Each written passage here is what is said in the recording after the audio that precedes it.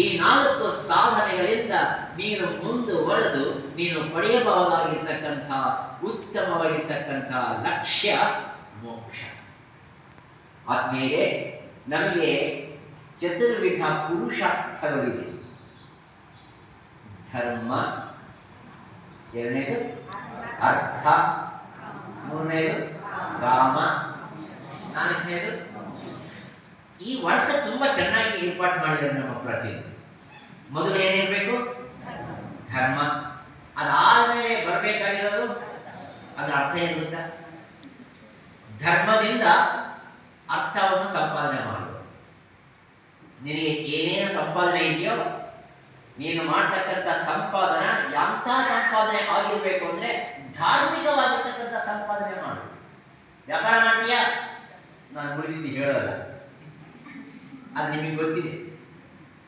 ಧಾರ್ಮಿಕವಾಗಿ ಸಂಪಾದನೆ ಮಾಡು. ಅದೆಲ್ಲ ಆಗುತ್ತಾ ಸ್ವಾಮಿ? ಹಂಗೆಲ್ಲ ಮಾಡಿದ್ರೆ ಲಾಭವೇ ಬರೋಲ್ಲ. ಧರ್ಮ ಮರೆತು ಬಿಟ್ರೇನೆ ಅರ್ಥ ಬರೋದು? ಖಂಡಿತ ಅಲ್ಲ. ಧರ್ಮ ವ್ಯಾಧ ಅನ್ನೋನು ಕಟುಕ ಇದ್ದ, ಕಟುಕ ಮಹಾಜ್ಞಾನಿ. ಅವ್ರು ಮಾಡ್ತಕ್ಕಂಥ ಕ್ರಿಯೆ ಏನು ಅಂದ್ರೆ ಒಂದು ಪಶುವನ್ನು ಕಡಿದು ಮಾಂಸವನ್ನು ಮಾರಾಟ ಮಾಡೋದು, ನಿಷ್ಠಾವಂತದಿಂದ ಮಾಡೋದು. ಆ ಕರ್ಮ ಮಾಡುವಾಗ ಈ ಕರ್ಮ ನನಗೆ ಭಗವಂತ ಒಪ್ಪಿಸಿರ್ತಕ್ಕಂಥ ಕ್ರಿಯೆ. ಆ ಭಗವಂತ ನೀಡಿರ್ತಕ್ಕಂಥ ಆ ಕರ್ಮವನ್ನು ನಾನು ಭಗವಂತನಿಗೆ ಒಪ್ಪಿಸೋದೇ ಹೊರತು ಅದರಿಂದ ನನಗೆ ಸ್ವಾರ್ಥ ಇಲ್ಲ. ಅದರಿಂದ ಏನು ಬರುತ್ತೋ ಏನು ಕೊಡ್ತಾನೋ ಅದು ನಂದು ಅಷ್ಟೇ. ಅವನು ಕೊಡಬೇಕು, ನಾನು ಸ್ವೀಕಾರ ಮಾಡಬೇಕು.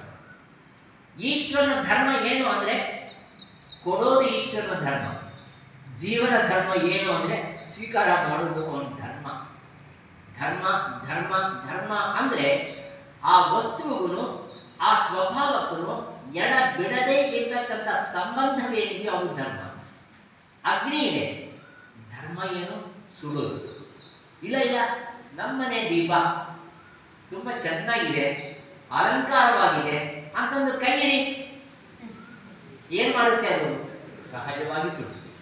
ಸುಡತಕ್ಕಂಥದ್ದು ಅಗ್ನಿಯ ಧರ್ಮ.